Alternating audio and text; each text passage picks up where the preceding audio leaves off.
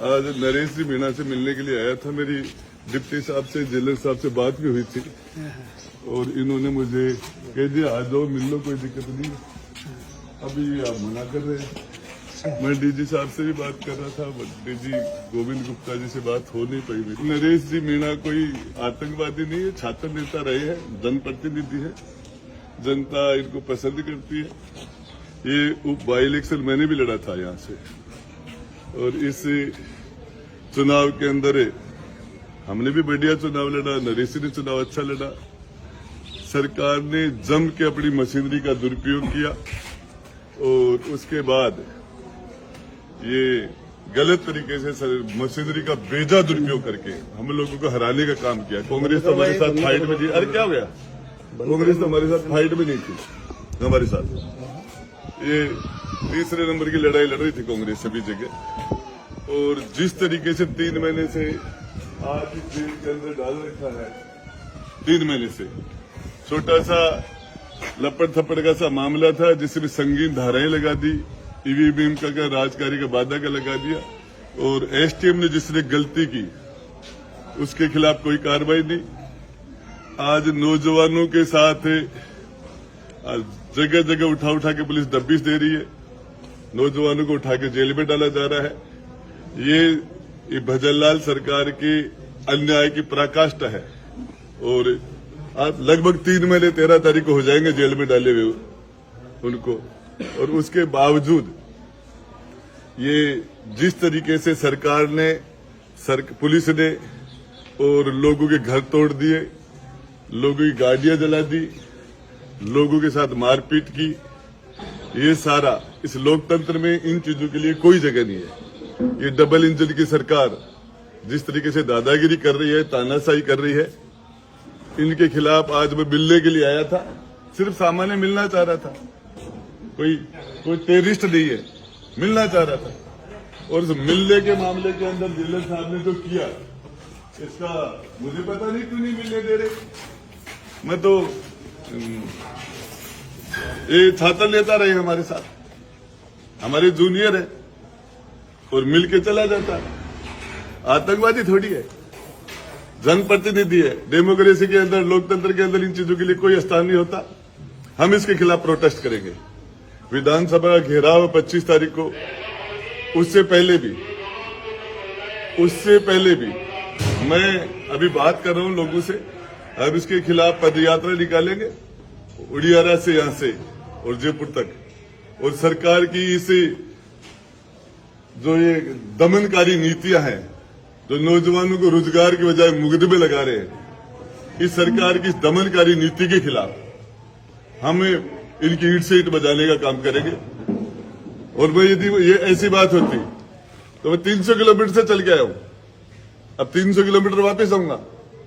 मुझे क्यों बुला लिया? अब नहीं मिलने दे रहे और जेल नियमों की बातें कर रहे हैं। जेल के अंदर कि साहब 7 दिन में एक बार मुलाकात हो सकती है, ये हो सकती है, और ये मिनट के अंदर जेल के नियम टूट रहे हैं, इनके नियम रोज टूट रहे हैं। मैं आपको बताना चाह रहा हूं ये तानाशाही की पराकाष्ठा है। ये सरकार, ये पुलिस नाजायज नौजवानों को सताना बंद करे, नाजायज झूठे मुकदमे लगाना बंद करे और इस तरीके से जनप्रतिनिधि के साथ ये किया जाएगा तो ये राजस्थान का नौजवान सड़कों पर आ जाएगा। पता चल जाएगा 25 तारीख को राजस्थान की विधानसभा के सामने क्या होने के लिए जा रहा है। और पता नहीं जेलर साहब की क्या मजबूरी है, डिप्टी साहब की, कि मैं सस्पेंड हो जाऊंगा, मेरे पर ये प्रेशर है, मेरे पर ये दबाव है। और जेलों के अंदर क्या क्या करते हैं बेचारे, मुझे सबका मुझे पता भी है। जेल में कई बार मेरा आना जाना अंदर भी रहा है, तो मैं ये चाह रहा था कि मैं अभी भी कोशिश कर रहा हूं, शायद जेलर साहब मुझे मिलने दिए तो ज्यादा बेटर होगा, और नहीं मिलने देंगे। इनकी पता नहीं क्या मजबूरी है। मेरे यहाँ नरेश जी मीणा से मिलने से कौन सा बम ब्लास्ट हो जाएगा? क्या हो गया? यही इसके बाहर भी तुम्हारे क्या है? अंदर की बात है। परिसर के अंदर क्या है?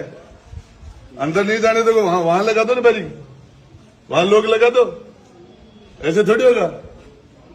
वो अंदर से कह रहे क्या हो गया? कौन सा बम फट रहा है? क्यों नहीं मिलने दे रहे? क्यों नहीं मिलने दे रहे? कैसी बातें कर रहे हैं? अरे डेमोक्रेसी है, तुम तनख्वाह लेने वाले लोग हो, मालिक को मंदिर ये जनपट्टी भी दी अंदर, ऐसे कैसे कर रहे हो? ये नहीं चलेगा तुम्हारा। अरे ये जेल के अंदर नहीं रहेगा सदा सदा, ये तकदीर का फैसला करने वाला बन जाएगा कल। नहीं मिला रहे, और मुझे पहले बुला लिया इन्होंने। 300 किलोमीटर से चल के आया हूं, अब 300 किलोमीटर वापिस आऊंगा। ये मैं डीजी साहब से, डीजी जेल से बात करता हूं इस मामले के अंदर अभी सर, मेरी कल यहाँ आपके जेल के स्टाफ से बात हुई थी और मुझे नरेश मीणा जो छात्र नेता रहा, हमारा जूनियर रहा, मिलना था, और मुझे इन्होंने कह दिया ठीक है आ जाओ, और अब कह रहे आप नहीं मिल सकते। तो मुझे सिर्फ सामान्य मिलना ही तो था। अरे साहब वो कह रहे कि नियम में 7 दिन के अंदर क्या। अरे मैं आपको बताऊं डीजी साहब, जेल में हम भी रहे हैं और जेल के नियम भी जानते हैं, आप भी जानते हो, जो आप ये सरकार में भी रहे, हम सारी चीजें रही है, देखा तो इसके अंदर क्या तो मिलना है तो चाह रहा था सामान्य। मैं 300 किलोमीटर से चल के आ गया साहब, और ये इसके अंदर जो सामान्य मिलने में कहाँ दिक्कत आ रही है? नहीं मुझे नहीं पता, मैं उसको अपील करूंगा, नियम अनुसार अलाउड है तो बिल्कुल मिल पाएगा। मैं अब वो कह रहे, मैंने पूछा था कि साहब 5 दिन 4 दिन पहले कोई फला आदमी मिलके चला। जो भी नियम है वैसे करेगा, स्ट्रिक्टली मैं नहीं बोल रहा है, ऊपर से भी सभी जगह से बात यही है जो स्ट्रिक्टली आप मैं 300 किलोमीटर से चला के आया हूँ।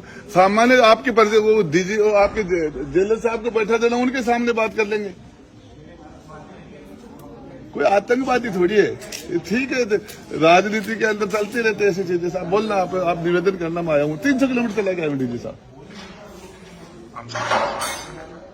चलो ठीक है, आपकी क्या मजबूरी है, सरकार ने कर रखा होगा साहब।